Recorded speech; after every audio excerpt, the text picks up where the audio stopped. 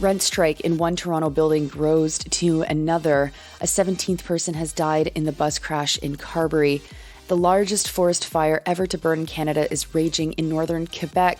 People who were stolen as babies from mothers in Guatemala are searching to reconnect with their biological families, and flooding in South Korea has killed 40 people at least. Good morning. It's July 17th. I'm Nora, and here are your headlines.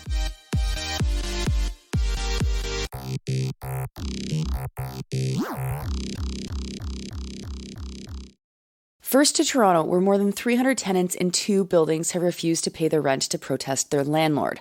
The first rent protest started at 33 King Street in the old city of York, in Toronto's northwest end. They are on strike to protest their landlord who has not respected rent controls.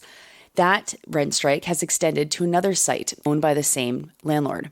Protesters yesterday marched to their local MP and MPP's offices.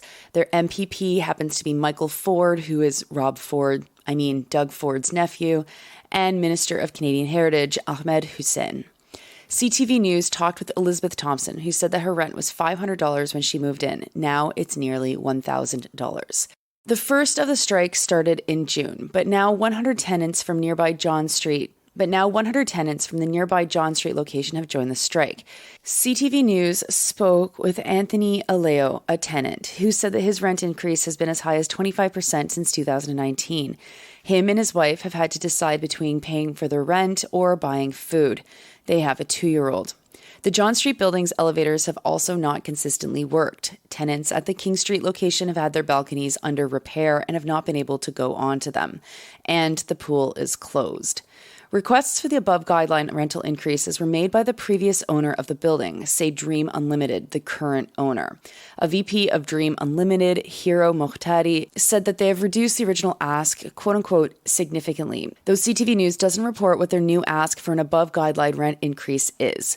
That only applies to the King Street building, though. The John Street building was purchased by Dream Unlimited after 2018 and so does not, quote, fall under the purview of the provincial rent increase guidelines, unquote, says Mokhtari. Dream Unlimited holds $23 billion in assets, according to the company's LinkedIn site. In 2020, the company extracted profits from 12,000 apartments. In 2021, Dream was given $136.6 million from Canada's Infrastructure Bank to retrofit commercial buildings to make them more energy efficient. That's right. $136 million of our money from the Canadian Infrastructure Bank has been given to this landlord to do energy upgrades. Those energy upgrades are only in their commercial buildings, and I didn't find any information about whether or not they were getting money to do the same in their apartment buildings. Next to Dauphin, Manitoba, where a 17th person has died as a result of the deadly bus crash that happened in Carberry, Manitoba. In total, 15 women and 2 men have died. There were 25 people on that bus. The latest victim was 79. The mayor of Dauphin, David Boziak, said that the last victim's funeral was just yesterday, and so the news of the 17th victim is hitting the community very hard, reports Maggie McIntosh from the Winnipeg Free Press. Recently, 2 other injured passengers have been released from hospital. 7 remain in hospital, and none are in intensive care. With the death toll, this bus accident is now more deadly than the one that happened with the Humboldt Broncos, though not as deadly as the time that 44 people died 25 years ago in a bus accident in Quebec's Les Escoumins. And speaking of road accidents, Postmedia's Chris Doucette is reporting that trucks have been the cause of thousands of crashes each year in Ontario. OPP responded to 9,110 collisions that involved a truck in 2022. That's the highest number of collisions involving a truck in more than a decade. 71 people died as a result of these crashes, and the OPP says that a majority of the crashes were inevitable. The OPP blamed the crashes on speed and following too closely. While the article frames this as a truck driver problem, the OPP said that 38% of the collisions resulted in charges to drivers of passenger vehicles. And so More than a third of the times in these incidences, it was actually the fault of not the truck driver. These crashes only account for 12% of all collisions, though. The article, which is sole sourced from the Ontario Provincial Police, doesn't say anything about fatalities or injuries related to the remaining 88% of collisions. In 2022, there were 359 motor vehicle fatalities. This was an increase of 11% over 2021. If only 71% of these deaths were from collisions involving trucks, and 1/3 of the time those collisions were the fault of non-commercial drivers, well, it's strange that this article is framed to make it sound like it's careless truck drivers who are causing all this death. Instead, it seems more like careless non-commercial drivers. Next, to a forest fire that is raging to the east of James Bay. It's burning across 1 million hectares and is the biggest forest fire ever to burn north of the 49th parallel. The area is just a bit smaller than Lebanon, reports Lila Lousseau and Léa Carrier with La Presse.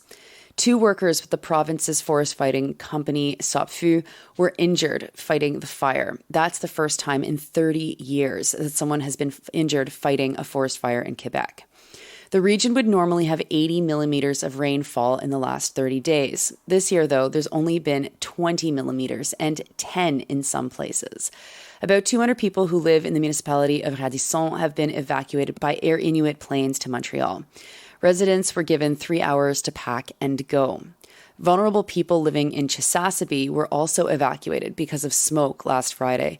There's been a temporary shelter opened in Matagami for people who have been evacuated. Next, this past weekend, a report from Le Journal de Montréal by Elisa Cloutier featured the story of several people who had been trafficked as infants in Guatemala and adopted by families all over the world, including hundreds in Canada. Cloutier starts with the story of Marjorie Normandin, who, after postering in Guatemala City with a poster that had her face on it as a child and an adult, was able to find her birth mother. Normandin, like hundreds of others, was born between 1980 and 1990 and stolen from her mother without their consent. The adoption papers had been signed by the government of Guatemala, and adoptive parents were not aware of the trafficking ring. Marjorie's posters were seen by the right people in Guatemala because several months later, her mother contacted her via Messenger. She discovered that she also has 6 half-siblings. Her father had since died.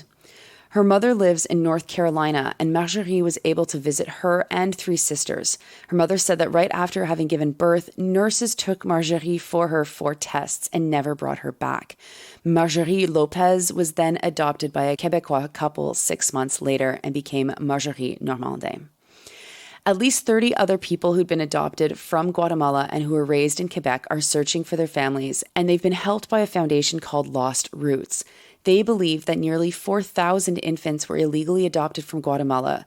Quebec has closed adoptions from Guatemala since 2001, but the article doesn't mention what the Quebec government could be doing to help these people connect with their families, who likely never consented to their children's adoptions.